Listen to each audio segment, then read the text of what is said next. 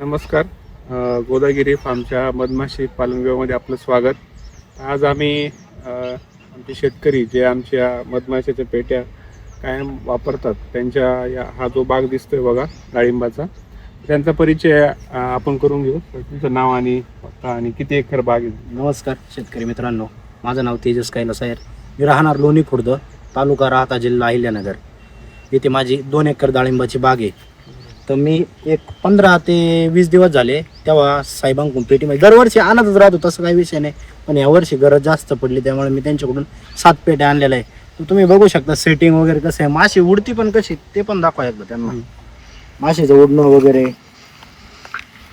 आणि त्यांचं असं काम आहे म्हणजे मग नुसती पेटी दिली म्हणून सोडून द्यायचं असं पण नाही. 15-1 दिवसाला ते व्हिजिट राहते त्यांची प्लॉटला, का माशी कशी काम करते काय करते. त्यामुळे तुमचं आणि कोणी शेतकऱ्यांना जर वाटलं तर साहेबांसंग कॉन्टॅक्ट करा. कोणाला वाटलं तर माझा नंबर असं आसपासच्या शेतकऱ्यांनी व्हिडिओ बघितला मी सरांचा कॉन्टॅक्ट देईन, तसं काय अडचण नाही. तर माझ्या खात्रीवर तुम्ही घेऊ शकता. तर आम्ही आज मुद्दाहून 15 दिवस झाले पेटी आणून, आणि 15 दिवसानंतर आम्ही त्यांना साखर पाणी देण्यासाठी आलो होतो.